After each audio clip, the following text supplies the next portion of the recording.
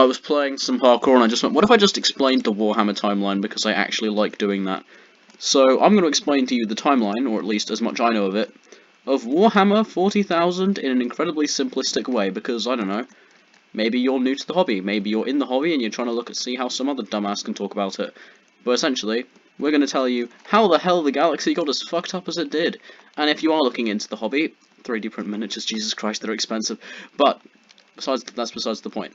Into the lore. So, we're going to go back in time. 65 million years. Why are we going this far back? Because there's a little alien species that'll be important later. They are currently called the Necrontyr. Yes, I will explain why. So, they live an awful life. They're an intergalactic civilization. Well, not intergalactic, they only live in one galaxy. They're spacefaring. And what they do is they have an awful life because they have, like, cancer and that. But not like typical cancer, like one tumour, maybe two. They have like mega cancer. And it's awful, because living sucks, you know? They live short, brutal lives, and nothing's good for them. So, you know, eventually, during their travels across what I can only assume to be a vast universe, they find the Old Ones. Who are the Old Ones? They're magic people. Now, in order to explain magic, we first need to explain how does magic. Well, magic is through a thing called the warp. What is the warp? The warp is, well, it's like our universe, but if every single law of physics didn't apply and also applied at the same time. And basically that. It's everything, it's nothing, and the warp itself is not evil. Imagine hell, but like not really that hellish, just kind of there. That's the warp. I didn't jump. Now, the problem with the warp is that it's not the warp itself, although that will drive you crazy if you stare into it for too long, or just at all, because it's still the warp. It's the things in it. The three, currently, major Chaos Gods. Nurgle, Khorne, Tzeentch, and there's a fourth one, but we'll talk about them when we get to the Eldar. Who are the Eldar? We'll get to them, trust me. Now, these three Chaos Gods, they have, like, demons, they fight for each other, they fight against each other and that. It's pretty cool. But, back to the Necrontyr. So they ask these Old Ones, who are they use their minds to essentially use the energy from the warp as magic, because Games Workshop didn't want to have magic in their sci-fi setting, because God forbid. So, the Necrontyr, they go to these Old Ones and they go, hey, can you, like, make it so that our lives aren't so shit, or at least tell us how to do this? And the Old Ones pat the Necrontyr on the head and go, fuck off, no. Kill yourself. And, of course, the Necrontyr respond by saying, well, fuck that, and they try to fight the Old Ones, and they get their ass kicked because they just tried to kill gods. So, they find the Catan, the gods of real space. Some people say Catan, but those people are idiots and easily ignored, so just don't listen to them. So, the Catan tell the Necrons, oh, we can make you immortal, it's fine. And then they consume the souls of the Necrons and trap them in automata bodies, with only the leaders really retaining any personality. Great job, guys! The Necrons are, well, obviously pissed. So they split the Catan into tiny, tiny pieces, because you can't really kill a god. Because, well, that's to tell you this, ladder. They're a god, they're immortal. You can't kill them because, well, they don't die. So they just split them up into Catan shards, which you can buy, but only buy the Void Dragon because it's the only good-looking one. Jesus Christ, the other two are so small and bad.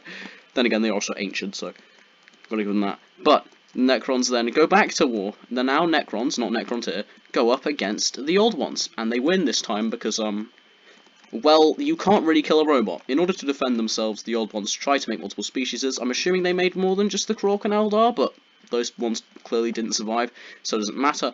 So, the Old Ones create two main species, though. The Krork, which are just orcs, but bigger and stronger and fightier. Don't worry, they'll become the football hooligans we know and love in a minute. And the Eldari. But the Necrons, they still win, but they win the war in heaven. Which is, to this day, in Warhammer, still one of the bloodiest conflicts that universe has seen. Well, probably not a lot of blood from the Necrons, they are robots, but, like, it's bloody in that sense. It had a lot of death. Now, of course, because the warp is emotions and souls and energy, a lot of death means a lot of stuff going into the warp and, well, power boosting not only the warp itself, but the Chaos Gods. So it goes from being easy enough to go through to basically fucking impossible to use for a bit.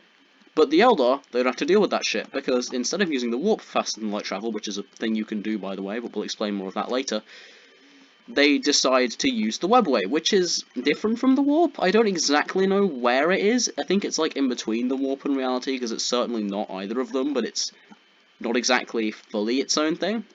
But the Eldar Empire is big and vast and pretty cool, actually. Pretty nice place to live for most of it. But, you know, they have all the pleasure they could ever need. You know, they've got all the foods, you don't need to farm. Nothing's really a battle threat to you because you still have your gods in active service, so you can just throw Cain at an army of orcs or whatever, so they don't really get many fights in. Hence why they get smaller. Cain is the Eldar God of War. I would tell you the name of the Eldar gods, but we're here for a timeline, not for an Eldar video. Get Pancreas no work to do that, because he really likes the Eldar.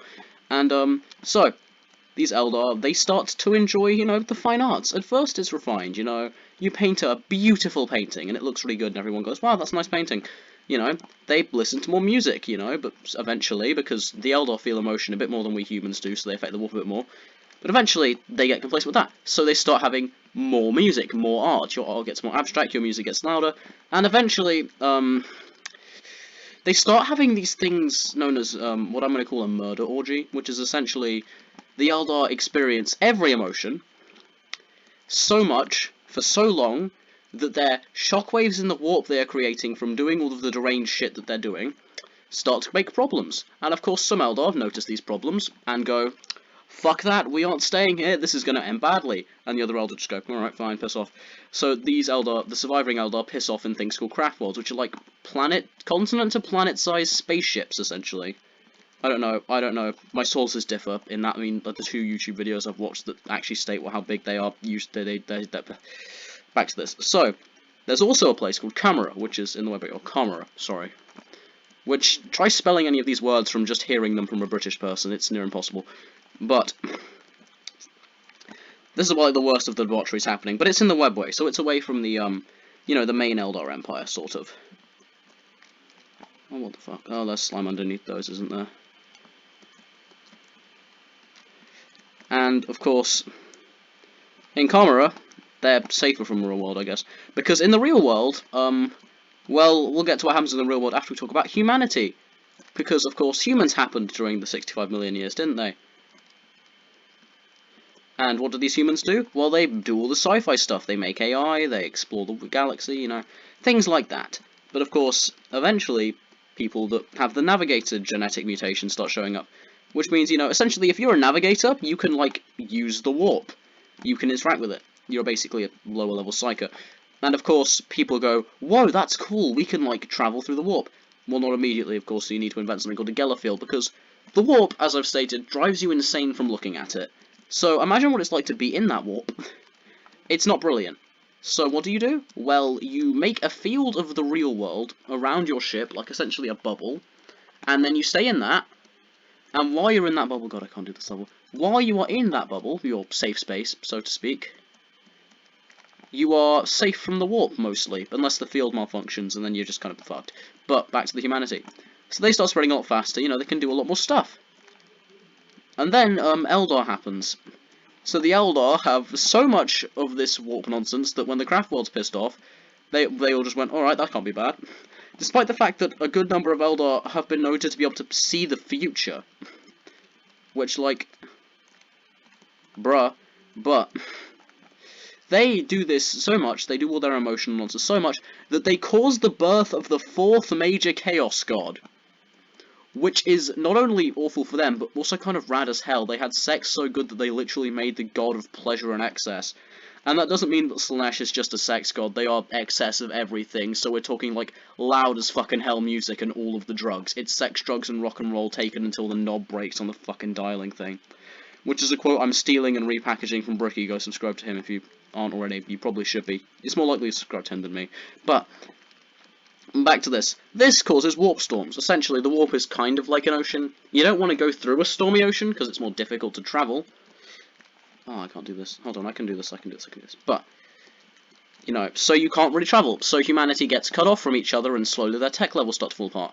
And also, say you're an agricultural world, but you can't produce the tools you need to grow the food. Well, eventually, you're going to run out of tools to grow food. Or you're a mining world that makes a lot of stuff to make things, but not a lot of food, where you're going to starve to death.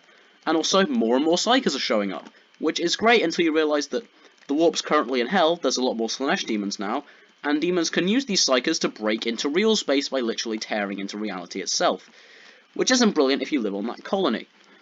And of course, this leads to several things. One, a bunch of worlds where giant robots exist, because that's fucking awesome, and start going back to feudalism times, you know, the knights of old, King Arthur and that shit. So just regular modern day England, but with less orcs. That, basically. South London, there you go. South London, but with Mecca, that's what it is.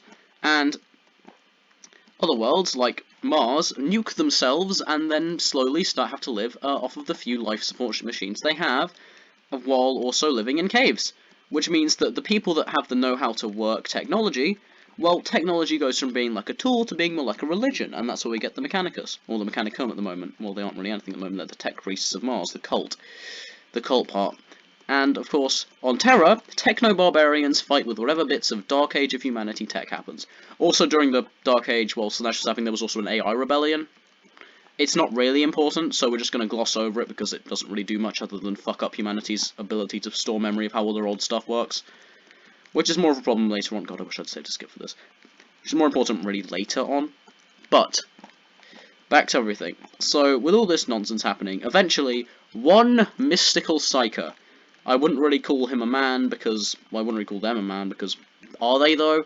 A 10-foot tall, shape-shifting, I don't want to say god because he'd disagree with it, but at the same time I don't really give a fuck, basically a god, known as only the Emperor, and he reunites Terra during the Unification Wars using sort of proto-Space Marines, being the Thunder Warriors and the Legio Custodes, let's become the Adeptus Custodes, who are like Space Marines but bigger and golder and stronger. Got it? Simple. Now, he also travels up to the stars, he strikes a peace deal with the tech people on Mars, because, well, he doesn't like religion, because he knows about the Chaos Gods, and he knows, hey, if we have religious people, there's a chance they could start praying to these, like, Satans that will eat our souls, which is pretty smart, but we'll see how this kind of fucks them over later. So, the Emperor reunites the solar system, and then starts to spread out, but before he does that, he needs some generals. So he reunites the Thunder Warriors into the fucking ground and makes the Space Marines, another quote stolen from another YouTuber, Brookie himself. But he makes Space Marines, and he also makes 18 Primarchs. There were 20, or 21 if you count Alpharis and Omegon as separate Primarchs, but 11 and 2 just did something so bad that GW couldn't be asked to actually write what it did, so they just said it was so bad that everyone just agreed to forget about it. Which is cringe as hell. Give us an actual fucking backstory for them at least, dude, seriously. It'd be really cool to read about something so bad that not even the Primarchs wanted to remember it. Or just make the Second Legion their own faction like I want to. But, for luck. Then, the Chaos Gods decide, hey, those Primarchs are, like, nice, you know? Nice generals there, but, like, they aren't serving us, and we have a problem with that.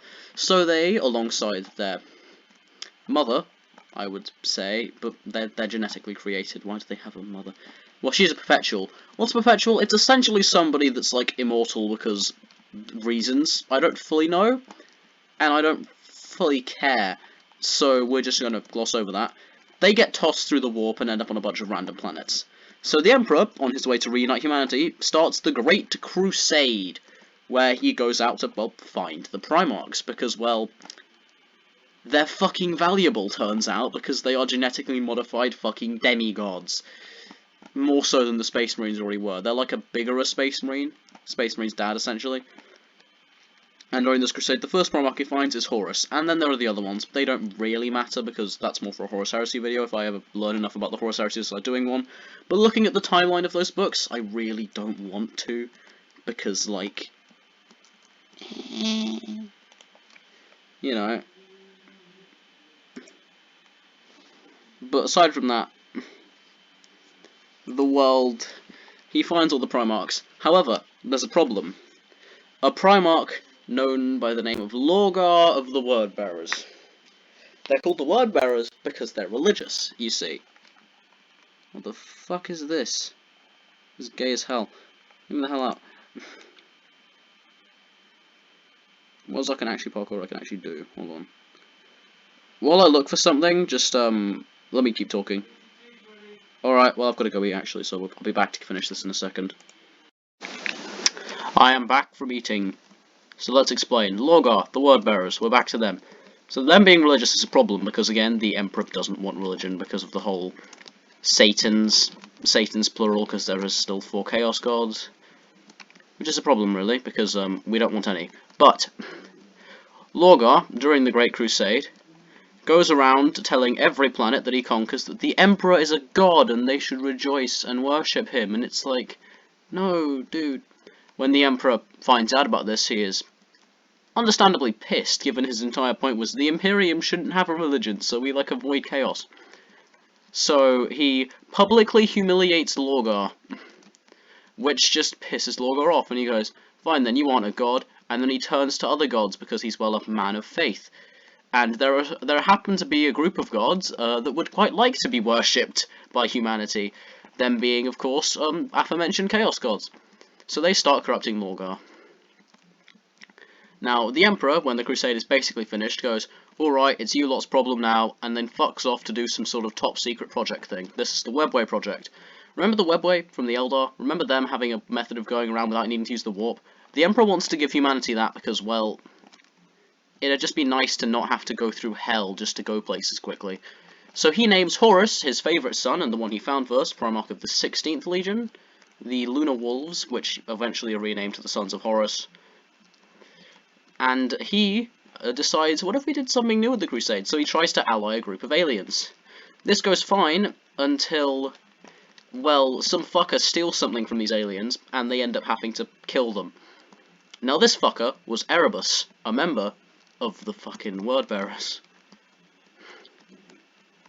Now eventually, far out in the galaxy, Horus gets injured during a fight alongside the Wordbearers, and they convince Horus and his legion that, hey, you should totally let us take care of him with these aliens that we found who are just a cult of chaos, because they're just full-on traitors planning to do some things, and they've decided if we get the War Master on our side, it'd probably be pretty good. So Horus gets Chaos Corrupted. Now Magnus, who is, essentially, I'll give some background context. During the Great Crusade, there was a whole discussion over whether or not psychic powers should be used by the Space Marines. It was eventually decided with the Emperor that, fuck that, no, because psychic powers is the warp, and the warp is, not good. But Magnus senses that Horus is becoming corrupted, and decides, Magnus is from the Thousand Suns, he's the guy that everyone says did nothing wrong, but he really did. He really did. He did so much wrong. So he decides, you know what? I'm going to warn the Emperor using my psychic powers so that I can prove that they're useful. That seems pretty good. Which, I mean, alright. But, during this, he realises that he can't get through. And I'm fairly certain that Tzeentch goes, hey, if you push a little further, you can get through to him. So he does. And then he fucking exploded the Webway project by accident and filled the place with demons. To the point where the Emperor had to sit on the Golden Throne for a minute because, the Custodies are busy fighting off Terra being fucking invaded by demons, and you don't want to have your capital planet taken over by, you know, Satan's minions. Or the Satan's plural minions, also plural. I press jump all the time. But the Emperor is, of course, pissed at Magnus, so he gives the order to the War Master, Horus, that we should bring Magnus in chains, you know, show him wrong. And of course, the War Master's like, okay, sure, we'll do that. And then he goes to Leman Russ, the Primarch of the Space Wolves, or the Viking furry chapter of Space Marines. And he goes, hey, you know, you should go kill Magnus, which was not the original instruction, but he's chaos corrupted at this point. And Leman Russ goes, alright, if you say so, because he's a bit dim, and he goes to kill Magnus. And Magnus is like, no, if we fight, we turn to chaos, and his legion on Prospero is like, fuck that. So the loyalist, the fucking loyalist Space Wolves almost wipe out the loyalist Thousand Sons, who then get fractured a bit and go hide in the Warp, or the Eye of Terror specifically, which is a big warp storm that was created when Slaanesh was born. Probably should have mentioned that. Oh, don't worry, it'll be important later. So we'll mention that later. But they go off, and they're basically gone. Now, at this point, a bunch of legions are divided. Horus is slowly sending away legions he thinks will remain loyal. For example, the Ultramarines, Blood Angels, and Dark Angels, the biggest legions that were loyal at least, get sent off to, well, the edge of the galaxy to do some shit, I guess. I don't fully remember the reason. It's been a minute since I watched the video that I'm getting all this information from, but it's chill. So, eventually, the treachery is revealed, and a few legions, most notably the Iron Hands, Raven Guard, and Salamanders, attempt to take down the traitors. in the Istvan system. You'll know the name Istvan if you've heard the Rylanor song by Stringstorm, which goes fucking hard. Listen to it, but, you know, that's a massacre. Ferrus Manus, the Primarch of the Iron Hands, and yes, I speak Latin, his name does literally translate to Iron Hand. The man named Iron Hand, Primarch of the Iron Hands, with his Iron Hand. God, that original list of Primarch names was come up with, like, within 4 seconds back in the olden days, wasn't it, GW? But, he gets killed by Fulgrim, his mate, who he made a sword for, but Fulgrim's not using that sword, he's using another sword. And this sword is actually a Slaanesh demon that's hidden inside of a sword. He stole it from some aliens after he beat them in a fight, essentially. And Fulgrim is a perfectionist, which isn't brilliant for when you're trying not to be corrupted by Slaanesh. So as a lot of the traitors, the seeds for their corruption were kind of there to start with, it just took like that little push to get them really corrupted. But then, the reinforcements for them, the reinforcements for the Loyalists show up, and also turn traitor. So, it's just a massive drop-pod massacre. Vulcan, Hestvan, the Primarch of the Salamanders, who are the green ones that like fire a lot, gets captured, and eventually tortured tortured a lot. And Corvus Corax and the Raven Guard flee, essentially. Everyone runs away. They are shattered legions, they put up whatever resistance they can, but, like, they can't really do much.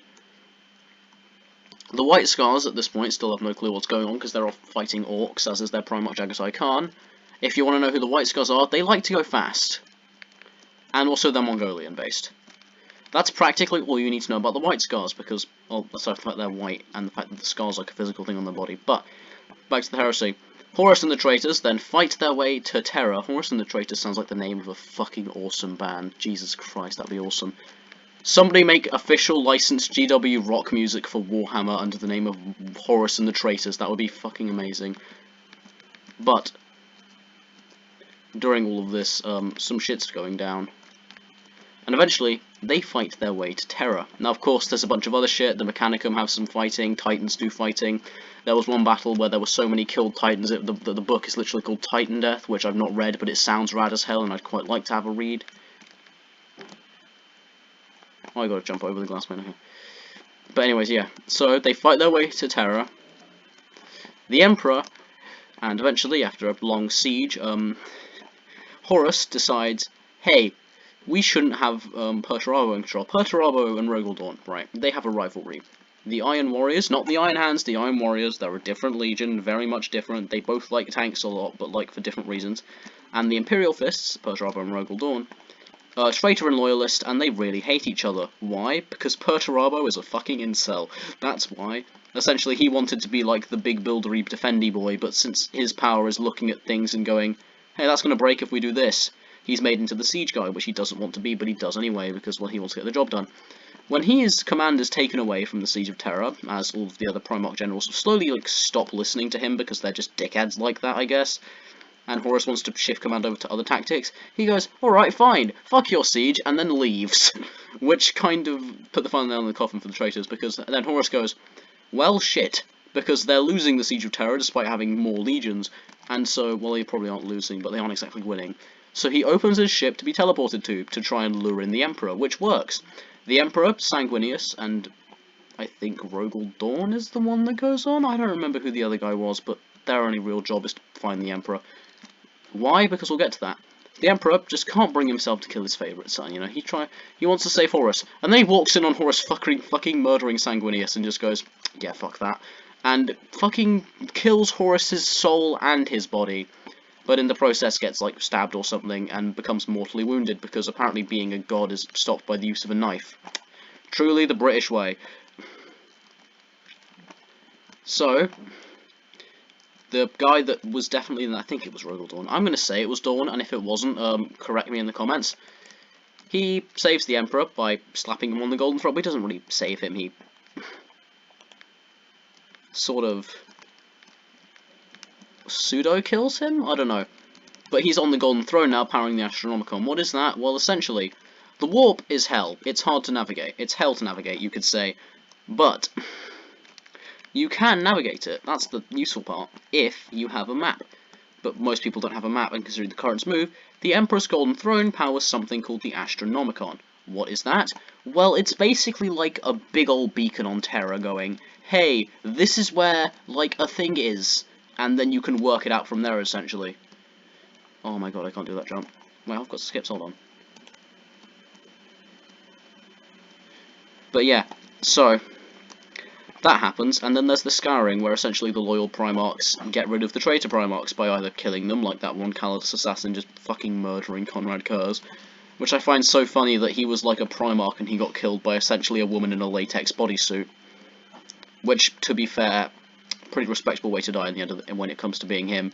So, eventually all the traitor Primarchs are fought back to the Eye of Terror, though there is this whole thing where the Iron Warriors fuck up the Imperial Fists a lot during a siege that I will probably read about at some point. I don't know. If I feel like it, I'll have a look into it. But then again, this is for idiots. This is very surface level, so you don't really need to worry about too much deeper lore. You can research that on your own or find people that go into it deeper. This is just like the dummies introduction, essentially, because I wanted to make Warhammer videos and I don't really know much about the lore, but I know enough. So, okay! So, I didn't jump. Now, over the next few years, the Loyalist Primarchs get killed or mysteriously disappear. Like Jagatai Khan and Rogel Dawn, who leave, and the only thing that Rogel Dawn was found was a hand. Vulcan is probably dead, but the Salamanders all seem to think he's alive, so he's probably not dead.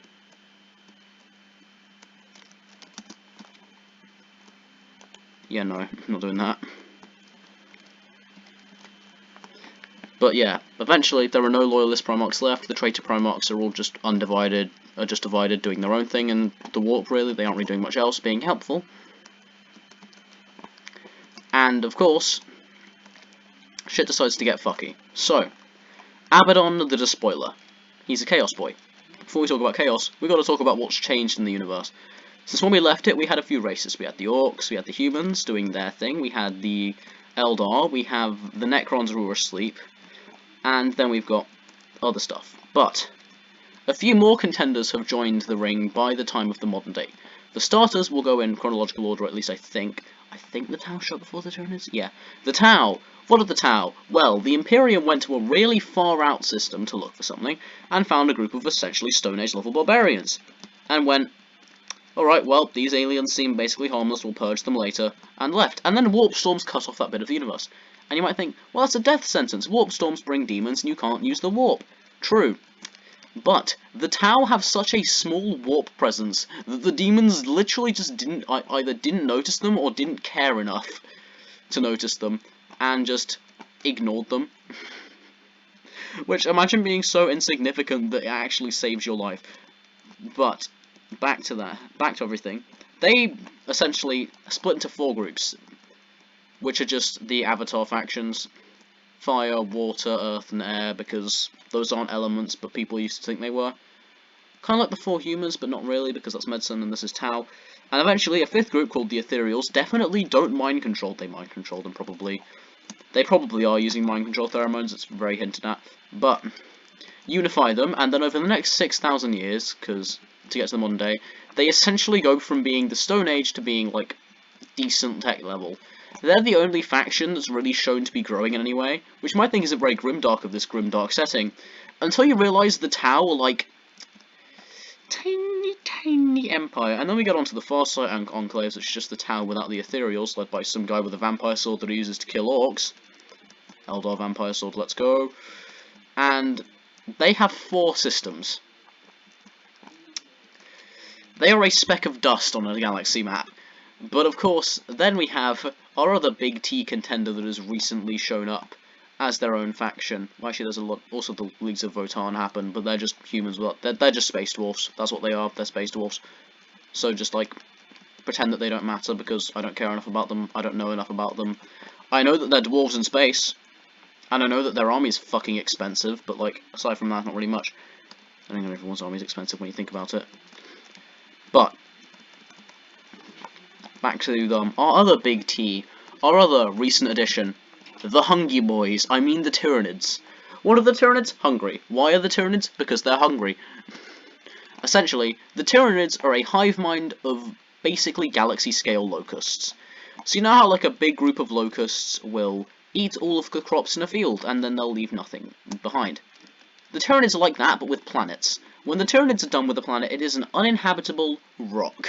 That is what it is. There is basically no atmosphere, because well, whatever the heck is left of a breathable atmosphere is what you get, because there's not exactly anything replenishing it, because they eat everything.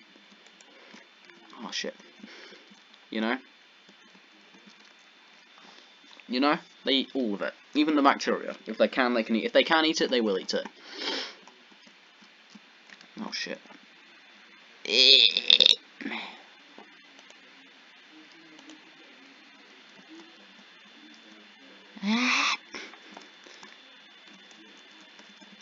But so, the Tyranids are attacking the universe.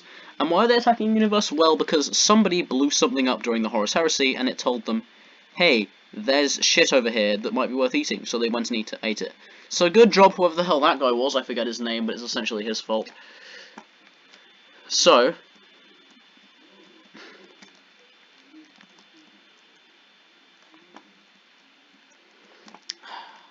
let me just try doing this. I'm too focused on the parkour, I need to focus on the lore.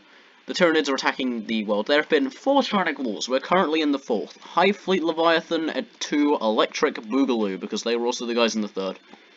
Behemoth and whatever the fuck the name of the one in the 2nd Tyrannic War also happened. Behemoth is red. You know? Now, of course, these are wars only to the people fighting against the Tyranids. To the Tyranids, it's more like a fucking snack, essentially. The Great Tyrannic Buffet. But they don't really eat chaos. Orcs can stalemate them because the orcs are fungus. Yes, really. They are just really big, angry fungus people. That's why we kill them with fire, so the spores don't spread. But of course.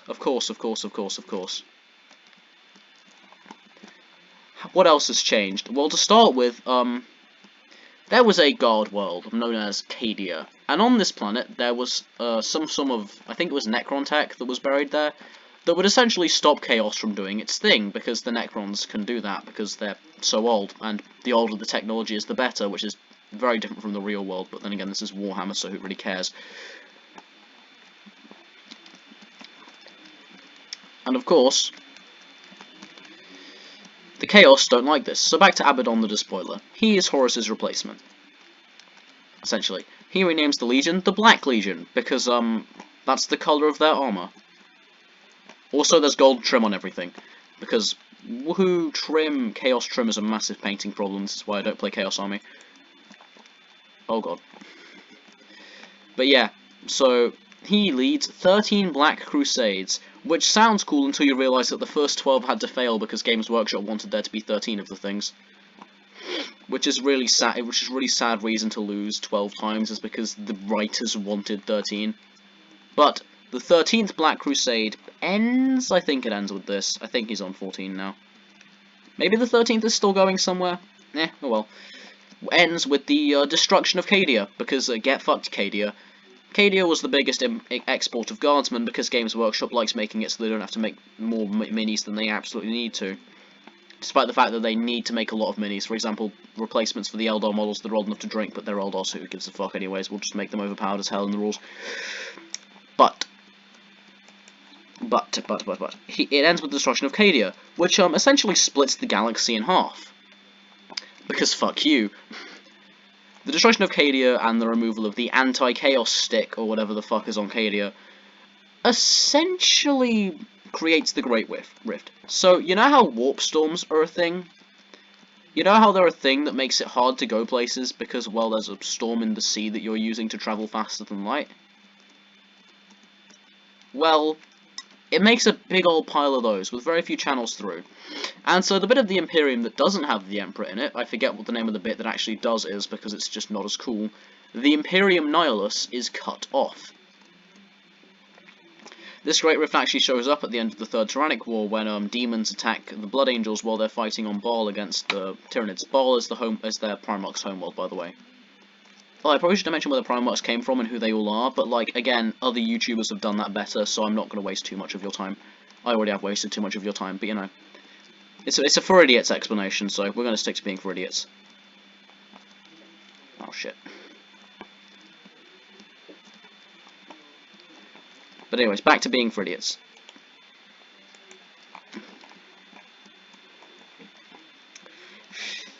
was I? I lost my train of thought. Oh yeah, right, the Great Rift happening.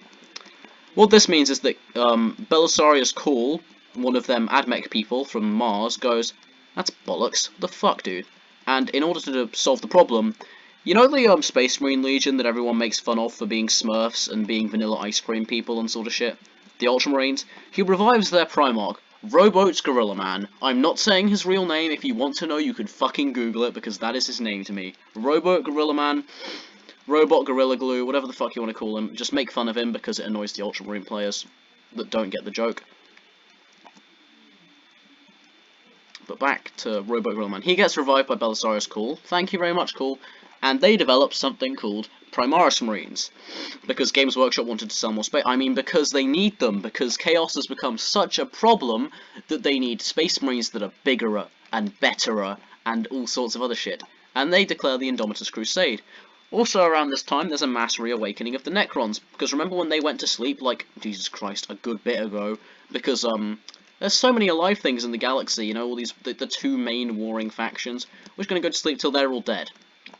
They wake up, and that hasn't exactly happened yet, but they're getting there close. What the fuck is happening in chat? Jesus Christ. Jesus Christ, what the fuck is going on? So, Chaos is a problem. Primaris Space Marines. What else is new in the world of Warhammer? Well, recently, the Lion has come back. Who is he? He's the Primarch of the Dark Angels. Remember the Dark Angels from when they were going with the Blood Angels to do their thing on the other side of the galaxy while Horus was doing his thing, killing other Primarchs and shit? Their Primarch, Lionel Johnson, has woken up. You see, it turns out that he was just asleep in the big rock that they fly around in, which is a shard of their home planet, Caliban, that got blown up because, what the fuck is my phone vibrating for? It got blown up because of reasons, and those reasons were, I don't know, and I don't care. It's Caliban, but they live in a big rock fragment that flies around in space, essentially. Which is cool, I guess, if you like big rock fragments that float around in space and don't do much. I'm so shit at this, dude.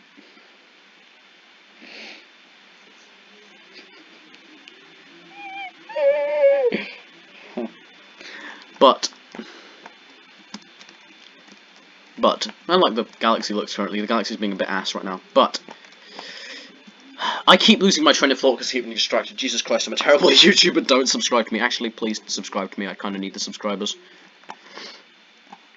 But, so, the Lion comes back, and with the new Watchers of the Night, essentially, during the Horus Heresy, this is going to take a bit more explaining to understand what he's doing, the Dark Angels like their interrogations. Why do they like their interrogations? Well, because during the Horus Heresy, half of their legion definitely didn't fall to Chaos and become known as the Fallen. That definitely didn't happen, okay? 100% that didn't happen. You know, it just didn't, because, well, if it did, what else would have happened?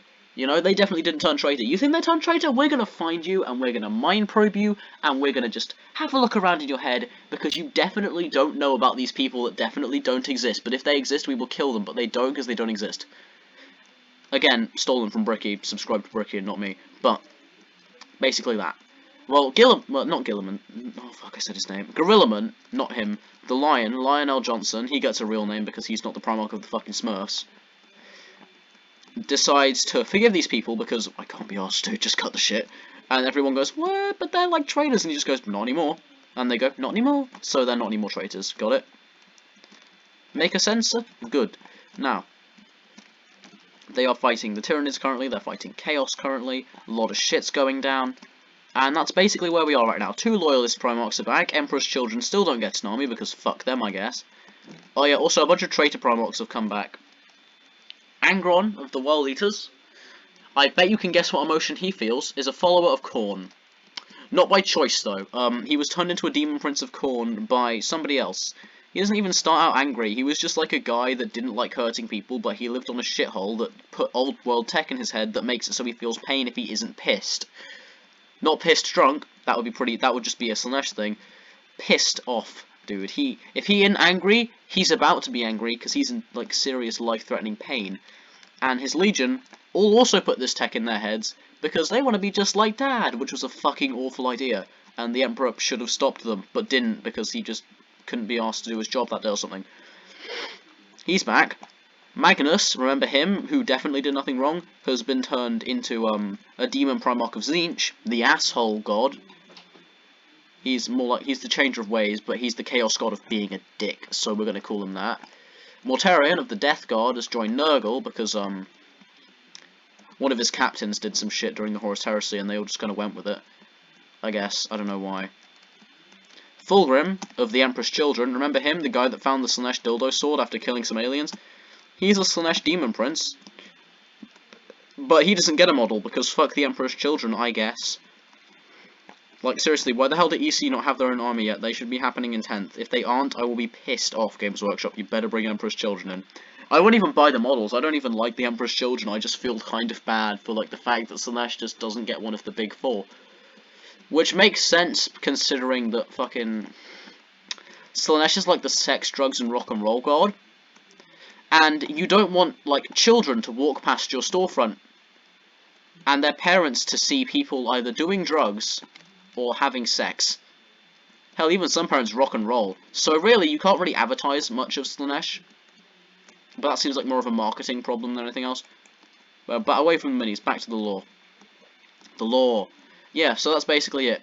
And I will end this video with one singular quote. The tagline of Warhammer 40,000. The hardest quote I've ever fucking read. In the grim darkness of the far future, there is only war. Thank you all for watching. See you next time. Bye.